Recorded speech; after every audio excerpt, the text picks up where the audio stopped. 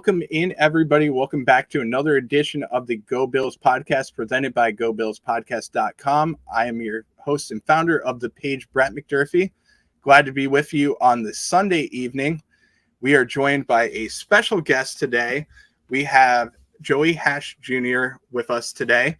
He is the founder of the Josh Allen's Mafia, as well as he is a part of the 12th Man Mafia. He created the 12th Man Mafia. He's an admin on the Josh Allen's Mafia, and he is also a new grandfather with a baby girl that just came in yesterday. So we are going to welcome him in as well.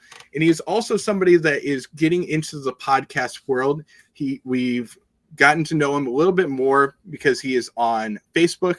So we are bringing him in to talk about the Buffalo Bills. And we have a special topic that we're going to talk about today, which is the top 5 games in HighMark Stadium history. So before we begin that, I would like to introduce Joey and let him talk about, number one, his new podcast that he's going to be doing, as well as talk about how he became a Bills fan as well. Hey, everybody. My name's Ransom Hatch, or Joey Hatch Jr., as I'd be on Facebook. Like you said, I started the 12th Man Mafia about a year ago, and my buddy Josh Hoffmeister started the Josh Allen's Mafia. Technically, when he first started, he asked me, do you think it's a good idea? He wasn't even going to start it. And now he's at like 7,000 people. So that's going great for him and me. And I got news yesterday that I'll be starting a podcast before the start of the season on the Horns and Hooves Entertainment Network. That's exciting. So I got to come up with a name. I got to find a co-host and all that good stuff. But I'll keep everybody up to date on that when I find out more. And I'm just here to talk about our beloved Buffalo Bills. Awesome, man. And how did you become number one, a Bills Mafia member? Or is it because you just grew up in the area and you decided to be a Bills fan, or do you have a history with the team, somebody that in your family that's connected to the Bills? I was technically a fan of another team when I was a kid because of what was on their helmet. I was a little kid and I liked them. I'm not going to say which team, but is it a division rival or no? Yeah. But my dad took me to the Houston Oilers game, the biggest comeback in NFL history, when I was a child. And I watched the Bills play and come back. Everybody left. It was very bleak out there, not very many screaming fans anymore.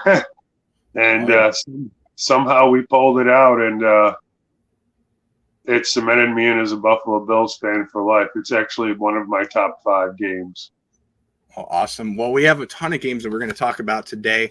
I'm going to give my list. This is just my personal list of top 5 games that I have that happened in the history of not only HighMark Stadium, but also Ralph Wilson Stadium and Rich Stadium.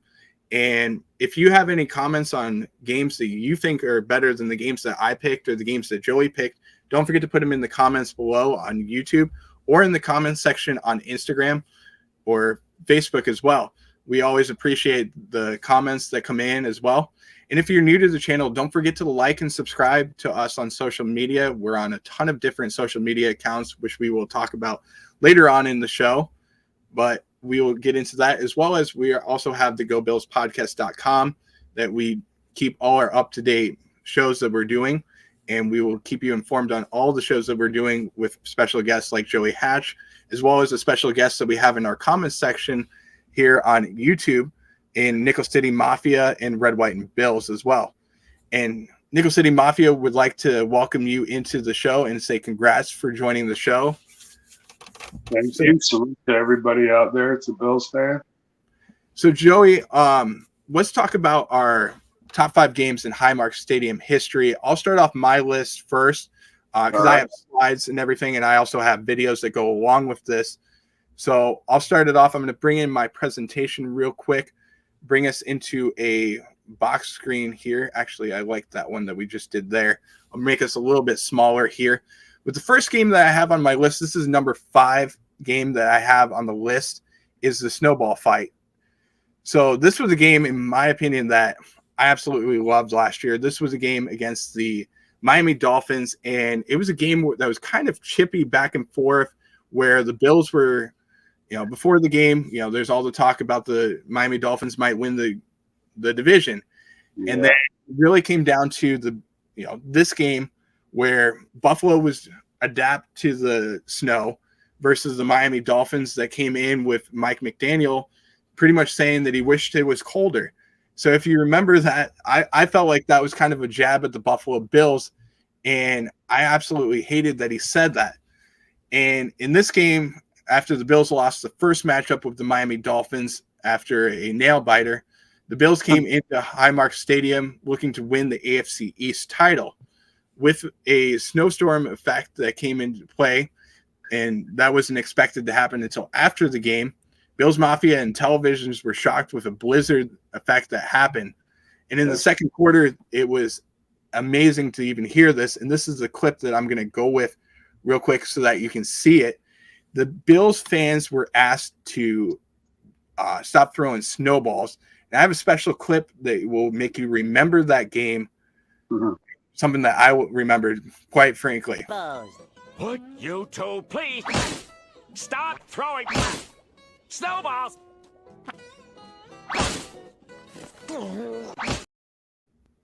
So if you don't remember that game, that's the game that I remember probably at number 5. I think it was one of the most memorable games because you got the fans involved, number 1. You also had where I've never seen it before where the referees had to stop a game because of snowballs being thrown onto the field. Right. And I mean, it was just an incredible atmosphere. I wasn't at that game, but I have a few friends that were at that game that enjoyed it. And trust me, they threw some snowballs at the Miami Dolphins sidelines. How do you feel about the game? It was an awesome game because we won. I can tell you that. But the snowballs and all that stuff, that's just, we went down to Florida and we were playing in the heat, and they deliberately put their opponent in the sun, and they take the shade side. You know what I'm saying? So like when their coach was saying, wearing that T-shirt, I wish it was colder, he really aggravated me. So I was welcoming the snow. You know what I'm saying? Like, here, you want to be colder? Well, here, take some snowballs to the face. You know what I'm saying? But I definitely agree with you. It definitely was a good game. Oh, it was by far one of the best games that I can remember from last year. I know there's a few other games that I loved, but the most memorable game that I think of is that snowball game, and just getting out of that game with a win, being able to get into the playoffs again, winning the AFC East title, and getting the feeling of we might lose the title this year because Miami beat us already. To be able to get that done, it just made it all that much sweeter, especially to get it done in front of your home crowd as well. Well, I hate losing to Miami because we've always kind of hated Miami. It's kind of a squish the fish type of thing. So, when I saw that video of our player Dawkins throwing the jerseys on the ground, people are like, what do you think of that? I love that. What do you expect me to do? Here, let me try it on and see what I look like in it. Like, I love he threw it on the ground. I wish he would have stepped on it. I feel you on that. I mean, I'm not a big Miami Dolphins fan. I'm going to go to the game this year, later on in the year, against the Miami Dolphins, because I think that's going to be a pivotal point in the season for the Buffalo Bills. May even come down to the that game to win the division. So I'm going to go to that game to end the year off. And I think it's going to be a very fun game. Yeah, it should be. At number 4, I have another game that's going to be one of my favorite games overall that you can remember, and that's the blowout game. So at number 4, we got the blowout game, and this was one of the most memorable games that I can remember from the championship run for the Buffalo Bills. And in this blowout game, the Bills won the game overall 51-3 against the Los Angeles Raiders. This was a game that the Bills turned into one of the most stunning performances in team history, embarrassing the Raiders in the AFC Championship game and earning a trip to the Super Bowl 25 in Tampa, Florida to play against the Giants. This was by far the most memorable game for the Buffalo Bills because it was their first run to go to the Super Bowl. So that's why I think it was a very important game in HighMark Stadium history. And the Bills tied the scoring record for the AFC and AFL championship game with 51 points, which the San Diego had in 1963 as well, and posted the second most lopsided victory in the playoffs. Chicago beat the Washington team at the time 73-0 in 1941. But the Bills had a 41 first half points, were a postseason record. In all, the team combined to break 18 championship records, including Jim Kelly's 73.9 completion percentage and the Bills' 30 first downs as well. Now, the Bills also were in a time where they were going through a war at that time. The Persian Gulf War was happening as Iraq attacked Saudi Arabia as well. So it was a very somber time that was happening around the world where newscasts actually went away from the game multiple times, and they ended up cutting out and then coming back into the game as well. It was also a very emotional game because Leon Seal's mother died of cancer the night before the game as well. So I just remember this game very much from all the moments that happened in this game, and to be able to go to your first AFC championship, Super Bowl run, and to start the 4 dynasty years that the Bills had. Now I'm going to play a clip from that game, a real quick clip, because YouTube does not allow us to play a lot of footage from the game. So I'm going to play a quick clip from that game, and then I'll let Joey talk about that game a little bit, about how much it meant to him as well.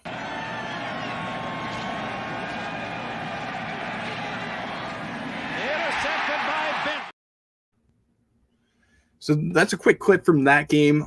Can't go into too much on that game because you do get copyright infringement for playing too much of that game. But Joey, talk about how much that game meant to you as a fan as well. Well, like you said, it meant a lot. There was a lot of stuff going on with the war and all that. And, we thought we were a good team, but at that point we really didn't know. We were still trying to find out. It definitely made my top 5. So it's definitely one of the 5 memorable games for me. I can't see. It's I explain a lot because I've been a fan since 1978. So I've been through the down, the 4-year run, back to the slump, to John Talon. I've been through it all. So to pick 5 games, it's very hard, but the top 5, I got the 5. It's just, it took me a little, I had to maneuver some things. Yeah, I definitely think it was one of the best games overall that the Bills played in. I would put it right up there in terms of performances that they went through. I would put it right up there with the game a few years ago against the New England Patriots. And to think about that game and how perfect the Bills were. Now, the Bills game against the Patriots, that's an honorable mention. That would have been my number 6 pick in terms of games overall. So I didn't put them on my list necessarily, but I think that there's a few other games that I can remember, and I think of from what happened in HighMark Stadium, not only HighMark Stadium, but Ralph Wilson and Rich Stadium's history. So this was by far one of the most memorable games that happened there in terms of the dynasty years. I think it would probably be higher up there for overall games, but it's definitely a game that a lot of Bills Mafia will remember as well. I got it number 2 on my list. Number 2 on your list. Wow. I'm not surprised there. I mean, I tend to go with a couple of other games because I think about these games a little bit more, and I think they're more fun games. So I added them to the list as well. Right. Coming in at number 3, we have the Snow Bowl game, and this was a memorable game that I think of for the Buffalo Bills in the stadium. It's a game that definitely was one of the craziest games that happened for the Buffalo Bills. This was a game that was just so much fun to see overall. And it was a game between the Indianapolis Colts and the Buffalo Bills at that time. And in terms of who was playing quarterback for the Buffalo Bills, it was Nathan Peterman starting the game, and then Joe Webb coming into the game to play in this game. And this was a game where the Buffalo Bills barely even ran the ball, and the Indianapolis Colts almost didn't run the ball as well. So it was just a run fest type of game. It was a boring game overall in terms of what you saw out there. But I think about this game, and I think about the one play that happened in this game that is the most memorable play of the game. And I'm going to play it real quick before I talk a little bit more. Here's McCoy, breaking a tackle, McCoy into the end zone, and Buffalo wins it.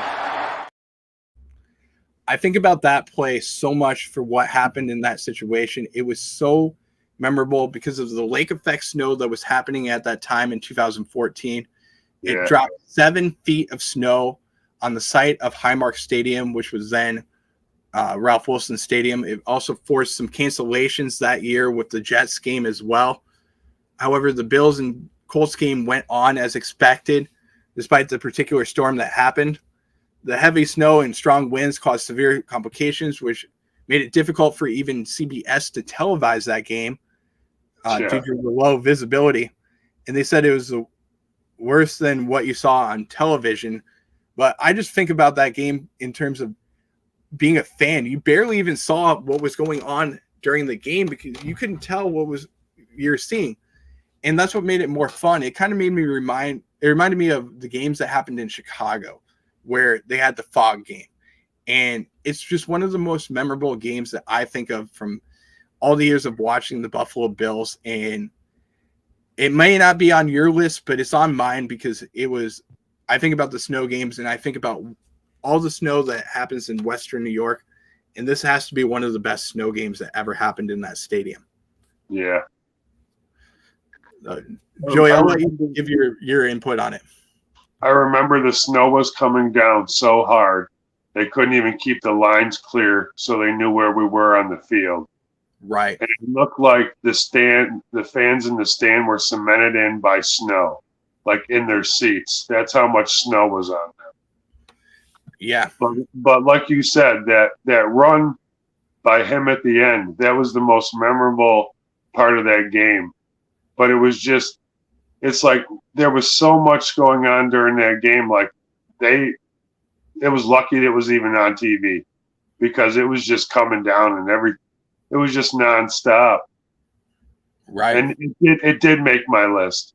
This is on my fourth one. Wow. So this list, we never talked about this list before we even talked about this show, but no. This was a game that I thought of because not only what the Bills had out there on the field, if you think about having a third string quarterback that was out there on the field, number one, you had Joe Webb at that time. You had Deontay Thompson, who connected with a 34-yard touch or 34-yard pass as well. Yeah. An improbable pass play. But you also had LaShawn McCoy having that rushing touchdown as well in that game, as well as his performance that he had. Now, pretty much anybody on that field wouldn't have known how to play in the snow. However, LaShawn McCoy pretty much knew how to play in that game because he also played in another Blizzard game where he rushed for over 200 yards and 2 scores. So McCoy finished that game with a rushing touchdown as well as 156 yards on 32 carries. So he was a big focal point in that game, as well as the Indianapolis Colts running back Frank Gore, who played in that game, also came over to the Buffalo Bills to play later on in his career. But he also set a career high for carries that he had in a game with 36 carries as well. So that's why it made one of the most memorable games in the history of HighMark Stadium for me. When I see that highlight, all you can think about is what Van Miller was saying when that game was going on, because we all know he was, shaking to the roofs about it. Oh, yeah. Yeah, I think about that game a lot. So he's probably going to say what he's going to say in this next one. which is my number 2 game in HighMark Stadium, as well as all the Bills Stadium history, which is the Fandemonium game. And this was a fun game. I know you'll remember this game as well. It was a game that, craziness happened in this game. It was a game where it was a rainy day and neither offense was able to score a touchdown all day. The game was eventually determined by a field goal from Jets kicker Pat Leahy, as well as Bills kicker Scott Norwood. One of the biggest plays from the game that stands out to me is the blocked field goal by Fred Smerlis in that game. There was just 25 seconds left on the clock, and Jets had a chance to kick the go-ahead field goal to potentially win the game, but it was blocked by big Fred Smerlis to send the game into overtime. Almost immediately after the game, when fans stormed the field to take down the goalpost, announcer Van Miller said that it was insane, and he, in the voice that he had for the Buffalo Bills at the time, he would have said it was Fandemonium. Yeah. Bills were just a team that at that time everything was struggling, and it was probably one of the most memorable games overall. It was one of the biggest games, and it also sent them to the playoffs that year. Is that correct? Yes, sir.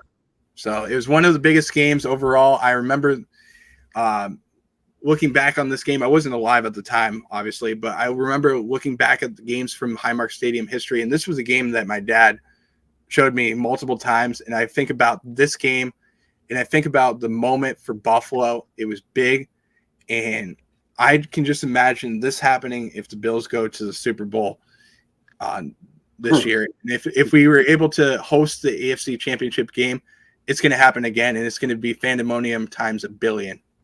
Yes, sir. So give your input, Joey, on this game and how much it meant watching this game. It was probably one of the most memorable games I can remember because when I was younger, there's all the stars on the team. It's easy to like them. But not a lot of people really liked Fred Smerlis. And he was my favorite player. Because no one they were like, oh, he's all right, he's Fred Smerlis. But he actually did a lot for that defense that a lot of people don't know. And if you talk to some of the players that he played with, he was technically the backbone of that defense.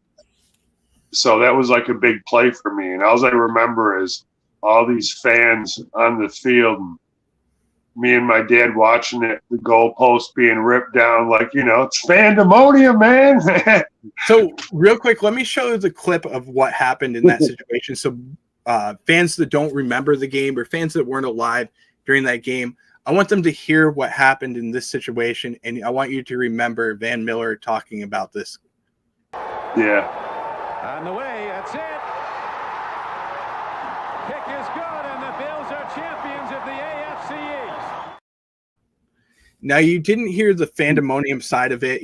Weren't able to play that part of it. I could have played it in a separate part, but I just wanted to remember them making that kick and how much that meant to the city. And you're able to see Bills fans come onto the field, tear down the goalpost almost immediately after the game. And that was pretty much the reason why the Bills ended up cementing the goalpost so that you can't even take them out anymore. So I don't know if you knew that, but according to, I have a couple of friends that go to the games as well as some that were part of the staff for the Buffalo Bills. And they said that they cemented the goalpost so that they cannot be taken out during a game. And they're also bolted into the ground as well. So it's impossible to take them out now. But you never know with a billion people that are going to watch a Bills game and how crazy Bills Mafia can get. I think we can tear them down. I wouldn't doubt it. Enough weight on there. I'm sure anything can come out of the ground. Oh, I believe it too. I'm going to go with some comments real quick on YouTube. We've kind of missed a couple of the comments that have happened so far, but I want to go over them real quick. Starting with the Red, White, and Bills. He said that the snowballs were fun. Nickel City Mafia said the 51-3 was a beautiful moment. He said it was rich stadium at the time. He said it definitely made his top 5 as well. And the Red, White, and Bills said, in my lifetime, the Bills beating the Pats has to be at least top 5 for him. Red, White, and Bills also said no other team was ever perfect. So I do agree from there. I think it was a memorable game. In terms of games that I would take off the list, I'd probably take one of the snow games off the list in order to put it on there. But it's a game that I love the snow games just because I think they're a little bit better. But Nickel City Mafia also said he loves Fred Smerlis. He was a great nose tackle, and I completely agree with what he's saying there. Probably one of the better defensive tackles that the Buffalo Bills had in their career, but I got to give a little bit of love to Kyle Williams. I loved what he did here. Even though he wasn't the same player that Fred Smerlis was, what he led by as an example, I think means a little bit more to me, being a Bills fan, and how he kept his mouth shut throughout the drought as well. That's one thing that meant a lot to me. And then seeing him, I would have put the game where the Bills went to the playoffs on here, but unfortunately that happened in Miami Stadium, so I couldn't put that on here. But that would have been on my list by far because that's one of the most memorable games for me. Coming in at number 1 for me has to be the best game ever that happened for the Buffalo Bills. I'm not even going to say what it is first because I know a lot of you are going to know what it is. But I'm just going to remind you guys how many fans I know that went to this game and how many people have told me the story that they went to the game, which I don't believe 99.9% of the people that went to this say they went to this game, because there's probably about 1 million people that went to this game, even though they only had 70,000 seats that were at this game, which is the greatest comeback in NFL history. And I don't know about you, Joey, but I got to ask you, how many people have told you that they were at this game? A lot. So do you believe every single one of them? No, because I couldn't see everyone that was there the day that I was there. Now, have you ever asked somebody that went to this they say that they went to this game, have you ever asked them for a ticket from the game and they actually showed you a ticket from the game that they went? No. So I'm telling you, I mean, I've known hundreds of thousands of people that have said they went to this game. Unfortunately, none of them are true, but it's a game that by far is the most memorable game in HighMark Stadium in the history of the Buffalo Bills Stadium there. I want to go real quick to the clip of this game because it was by far the most memorable game you can possibly remember. I'm going to take you back to that game and bring it back to the kick that happened in that game. 32 yards for the win. It is right down the middle. So that was by far the best game in HighMark Stadium history. It was a game that, as you remember, Van Miller calling that game. Yeah. By far the best game you can possibly imagine. And it would still be the greatest comeback in NFL history if it hadn't been beat last year by the Minnesota Vikings, winning their game by 33 points. But it is the greatest comeback in playoff history. So It's a game that happened against the Houston Oilers, and the Bills in the first half of that game were completely dominated by Warren Moon, who completed 19 of 22 passes for 218 yards, 4 touchdowns in the first half. Moon had only played in the second quarter of the previous game against the Buffalo Bills after missing 5 straight games due to injury. The Houston Oilers held the ball in that game in the first half by a little more than 21 minutes of that first half, keeping the ball pounding on the high-powered offense of the Buffalo Bills. However, in the second half of the game, in the Bills locker room, defensive coordinator Walt Corey was angrily told them that he was hollering the same things that the fans were hollering at him during the game and when he left the field. So he said he can't repeat the words, but he was pretty much saying exactly what Bills fans were saying. Now, at the time, at halftime, the coach Marv Levy said that you've got 30 more minutes. Maybe it's the last 30 minutes of your season. When your season's over, you're going to have to live with yourselves and look at yourselves in the eyes. You'd be better off having reason to feel good about yourself, regardless of how the game turns out. And what he also said was he reminded Frank Wright of the greatest comeback that he had at Maryland at the time, and reminded him that he could do it all over again for the Buffalo Bills. And he did do that, having a few touchdown passes to Andre Reed, as well as Steve Christie hitting a field goal to take the game into overtime as well. So it was by far one of the most memorable games that happened. And then the Houston Oilers won the coin toss and got the ball at the 20-yard line. They weren't able to get anything out there.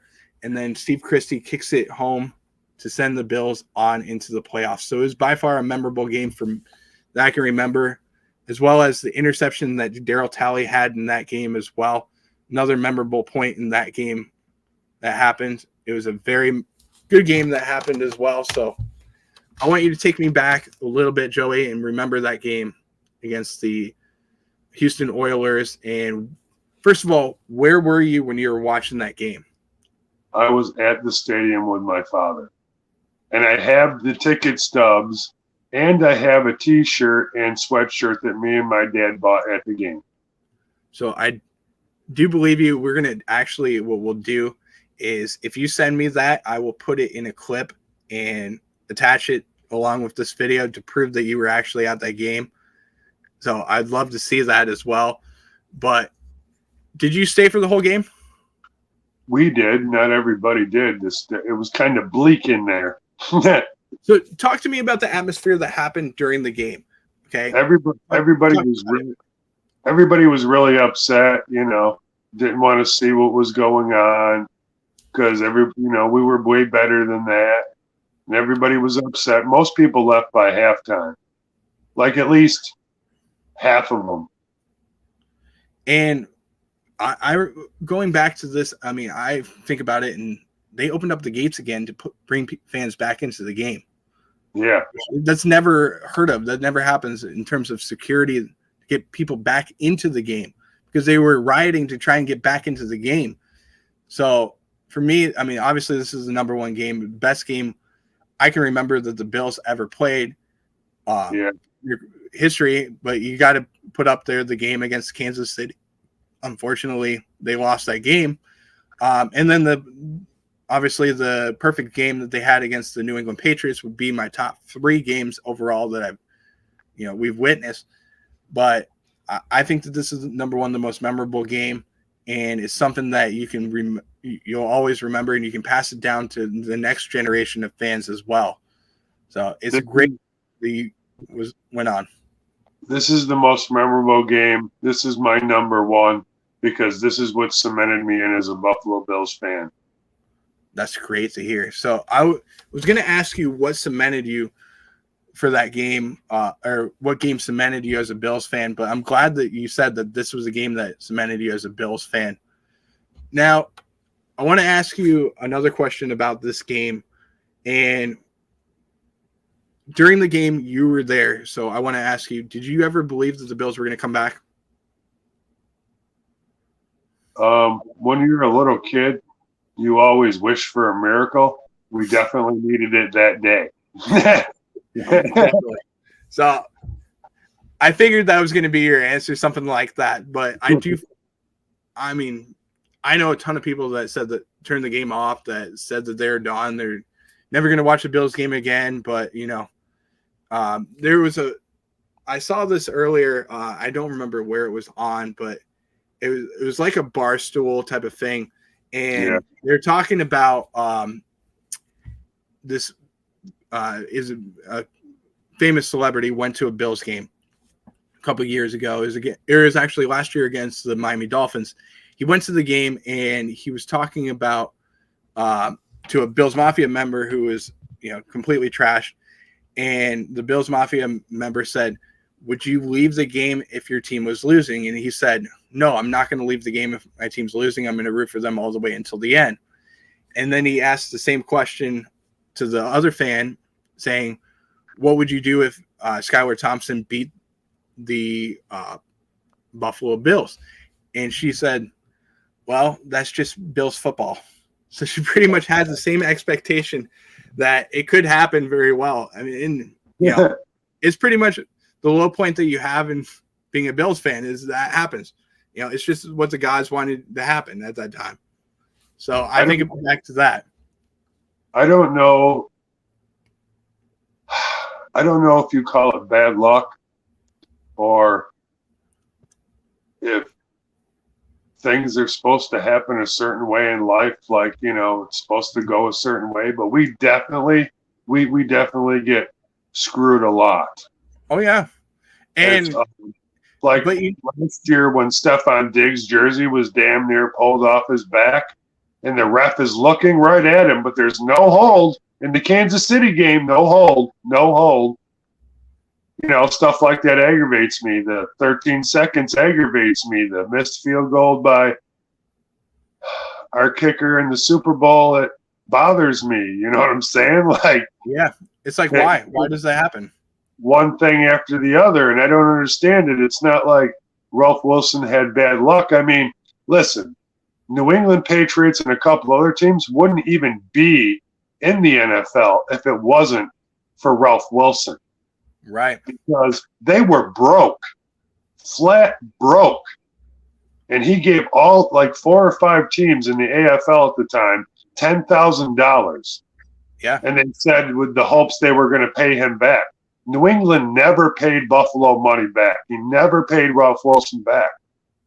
Yeah. So technically, if you want to look at it, Ralph Wilson bought them the Super Bowls to keep kicking our butt for the drought. Yeah. It's actually a great story that you brought up because not the average fan would know that, actually. So I'm glad you brought that up, Joey. That's a great input that you had there. I'm going to transition over from talking about the top 5 games in HighMark Stadium history to switching it up to talking about the everything that's happening in training camp over the past couple of days.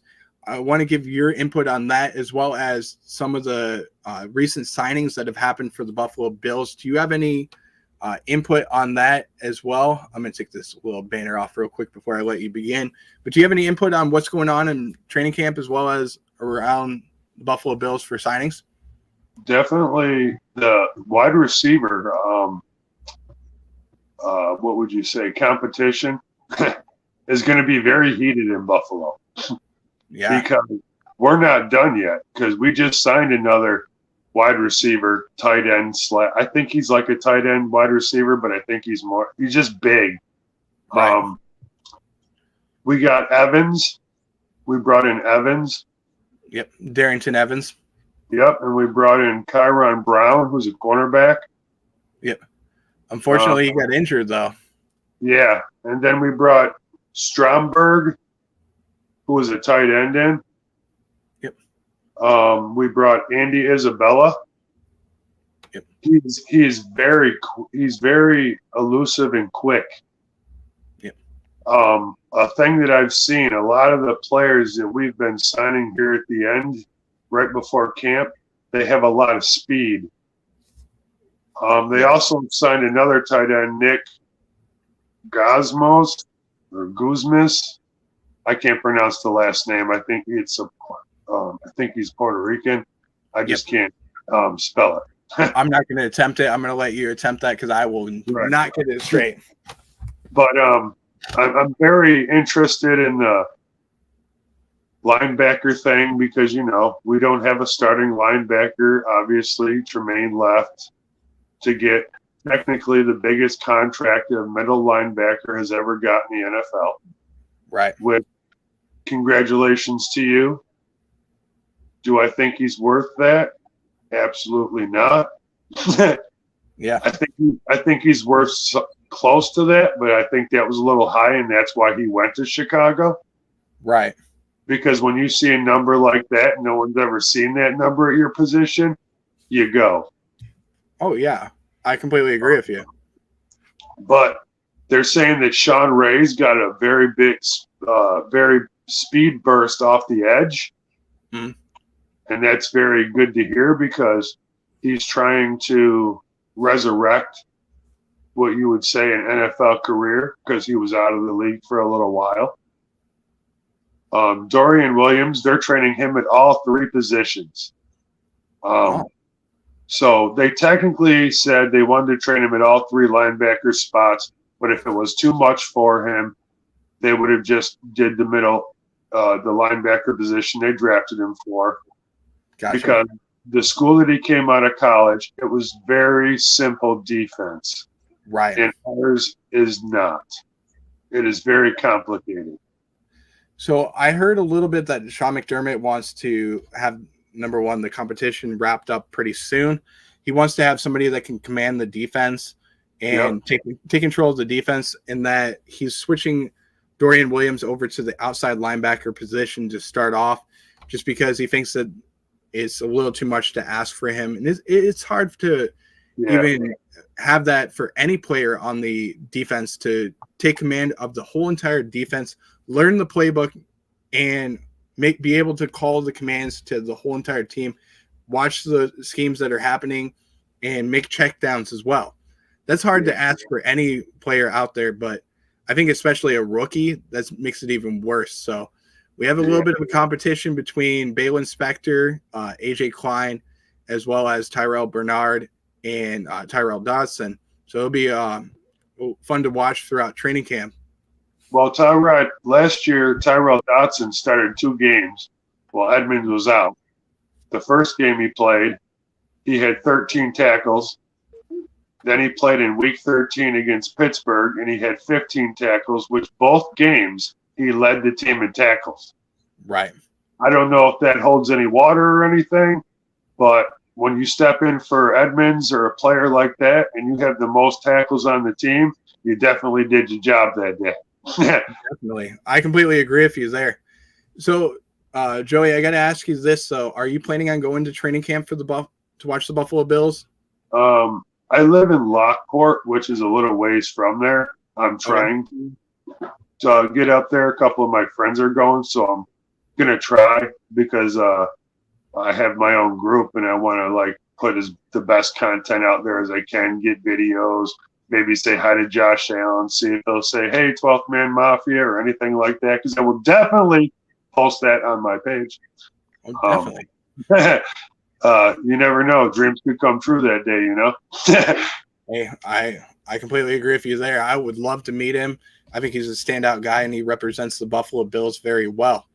Did you know that before Josh Allen started to play quarterback, he was a running back?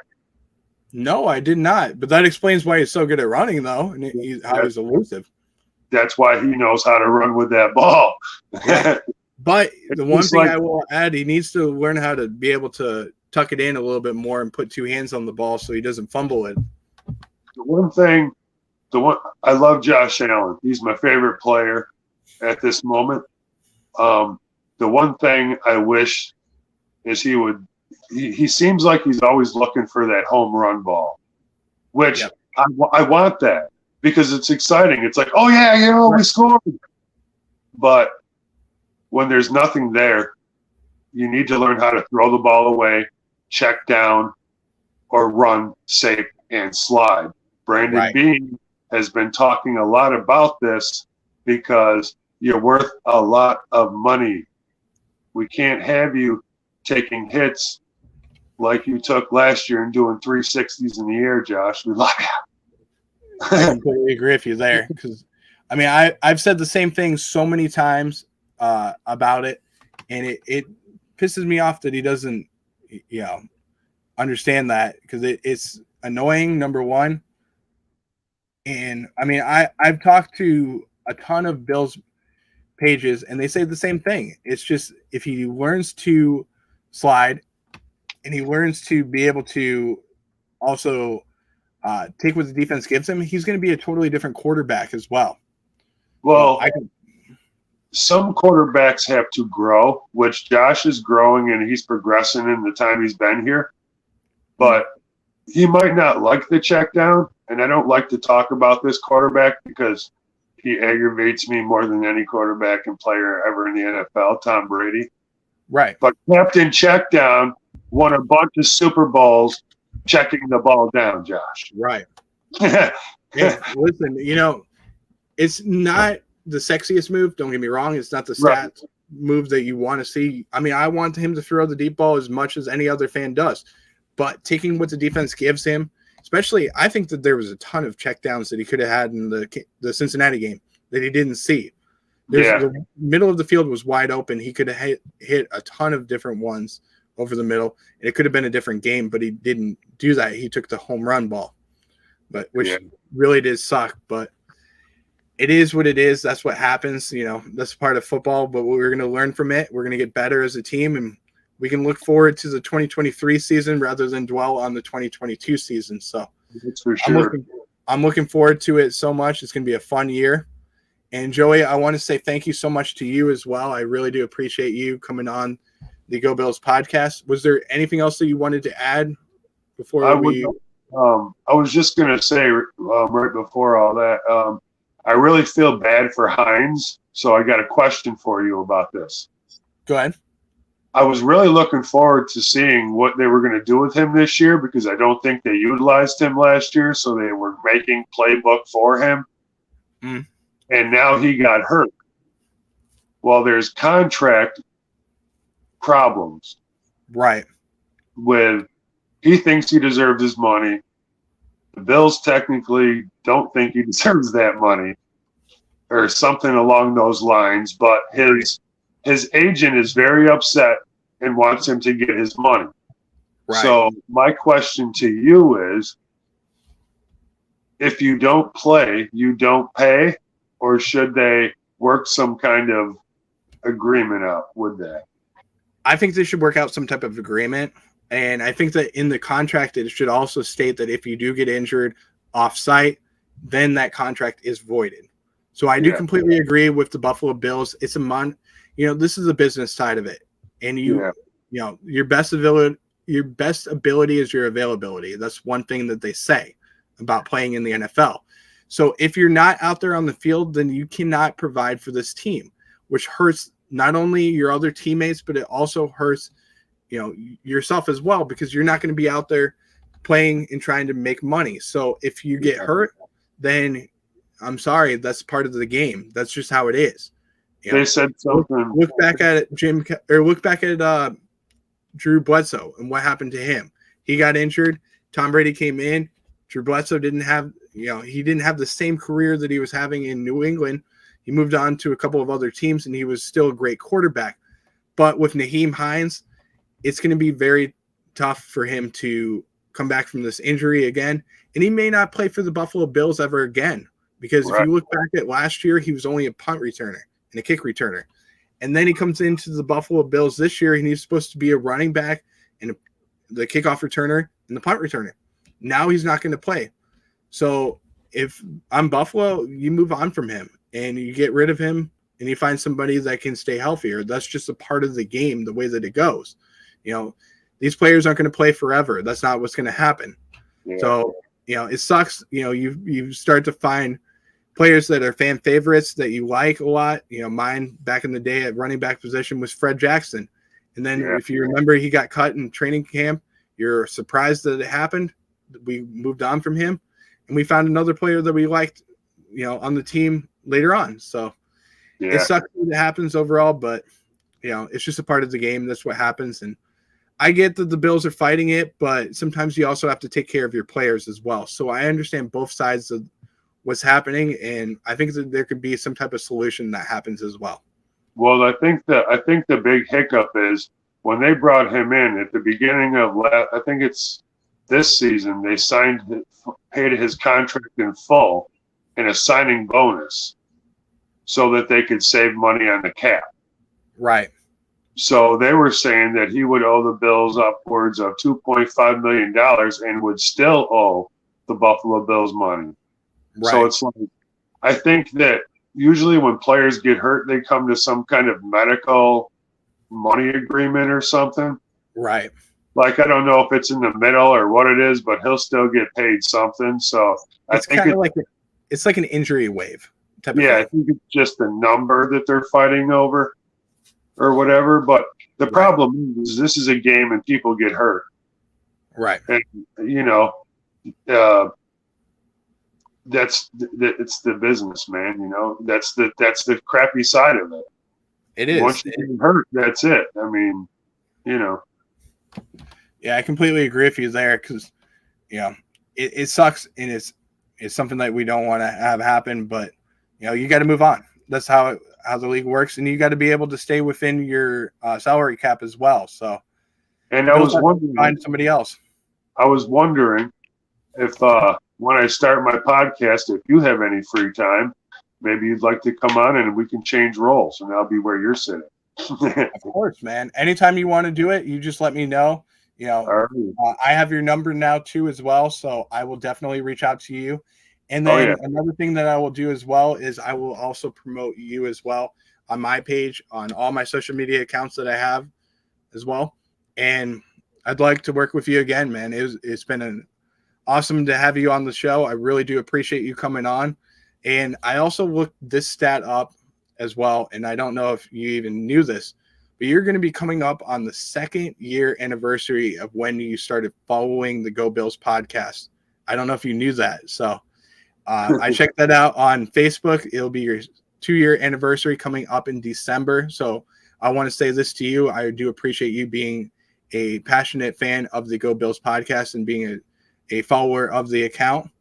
It really means a lot to me as well. And it's great to get to know another Bills Mafia member as well. So I do appreciate you, man. Thank you again.